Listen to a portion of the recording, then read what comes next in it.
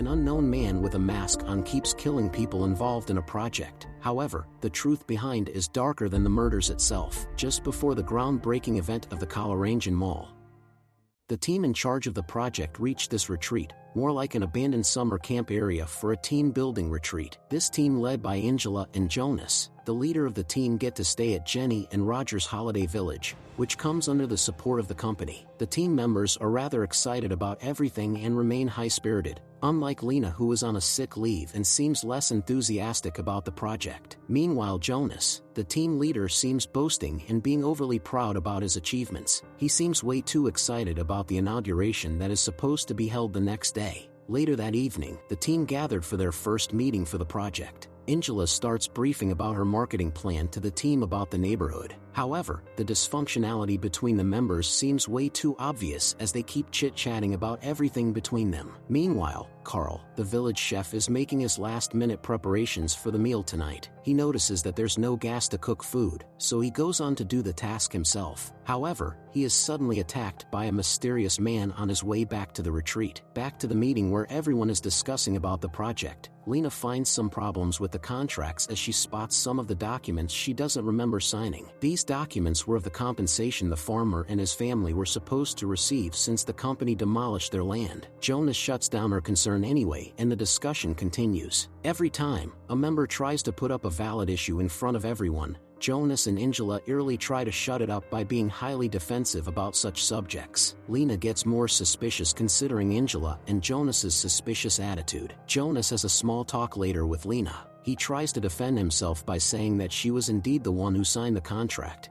but Lena is unable to recollect any memory of doing so. Jonas then puts it all on Lena's health issues that might be hampering her memory. The other team members start questioning Jonas and Angela, and both try to ignore the subject and defend themselves. The scene shifts and we can see that someone is opening a bag and taking a mask and a costume out of it. A man, probably a helper of the hotel, notices the costume man coming out of the retreat. He is later seen relaxing for a bit aside where he is killed by an unknown man, but he is not the one wearing costume. The scene shifts to a hall where the members are having their food. Suddenly the man with the costume enters and introduces himself and Sudi, who is here for the inauguration of the mall. As the members start arguing again, Jonas takes off the costume and starts yelling. Later, Angela approaches Jonas saying that everyone else just cannot stand how successful he is at a very young age, so they keep questioning him. She says that he is the right fit to get the first crack at shovel during the inauguration. The teamwork exercises begin where the members are advised to submit their phones so they can get close to each other and connect with everyone. However, Lena is still questioning Jonas's motives as she is well aware that she did not sign the papers. She asks Amir if he believes her. She shares that they should be compensating Pallison,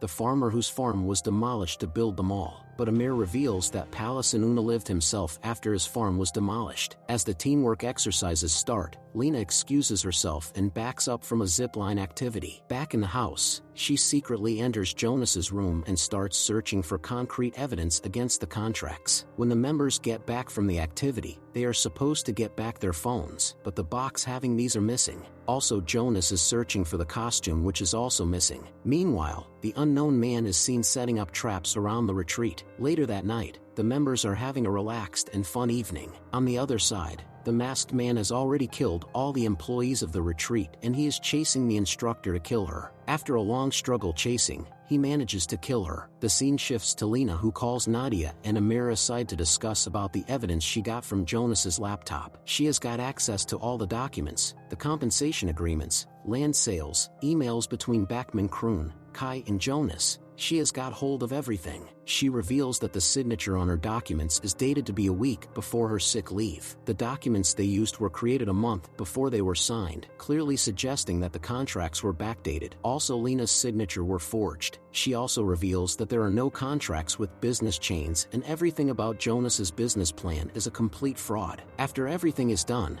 Jonas is planning to join Blackman Kroon, for which he has already made a contract. Lena, with the help of Amir and Nadia, confronts Jonas with evidence against him that she found on his laptop. Jonas wants to have a private conversation, so Lena follows him to his room where he confesses that he likes him for her clever mind. He also offers her a job at Black Man Croon as they have some openings, and with his position in the company, he can definitely land a good position for her too. Basically, he wants her to stop talking about anything controversial that might affect his plan. She warns him that he should either stop the construction or else she will report everything to the police. The killer enters the gathering, proceeds towards killing Jonas's team, and starts off with killing Jonas's lackey Kaj using a chainsaw. The whole group is unaware of all the killings until they come across Angela's dead body that is hanging from a flagpole. On the other hand, Lena and Jonas decide to take up an unfinished raft made out of planks and bottles. The team splits according to their convenience to save themselves. Getting a chance to destroy the evidence, he steals the proof from Lena and leaves her alone in the woods. Jonas then gets to know that another team member named Annette shared their location with France. He also learns that France and Annette have been in contact even after France was fired. All of this suggests that France is the killer behind the mask. However, in the later scene, when Annette is confronted by the killer, she opens the mask, only to find a stranger behind it. Soon enough, she is also killed by the man, and the mysterious man continues killing the members one by one.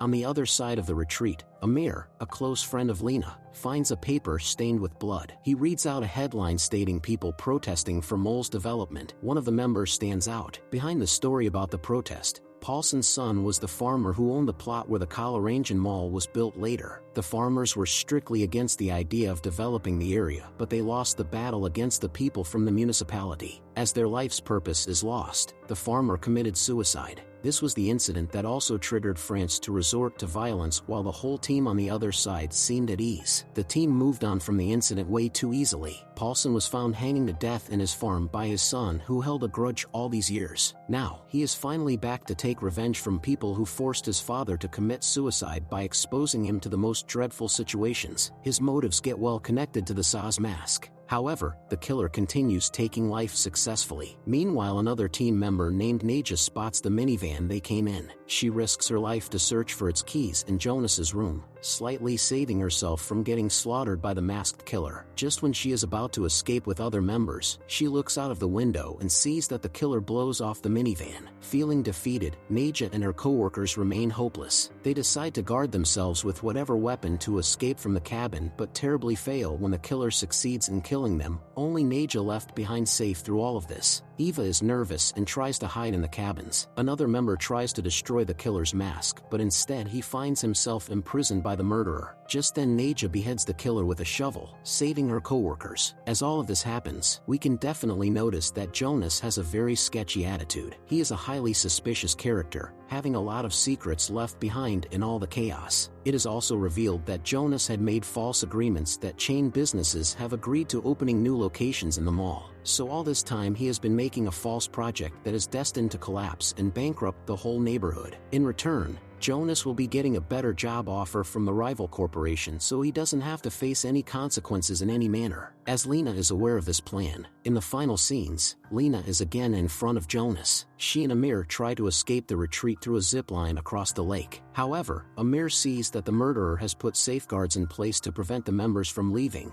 so he sacrifices his life to save Lena. As Lena is safe now, she turns on a stolen cell phone and calls the police, giving them the location and details of the happenings. Just then Jonas finds and attacks her. Meanwhile, the police have arrived at the retreat house. Lena is desperately fighting for her life against Jonas. At this point, she is vicious because of the whole situation and the death of her close friend. She attacks Jonas with all her might, and tears off his scalp using the scar he got in his skull.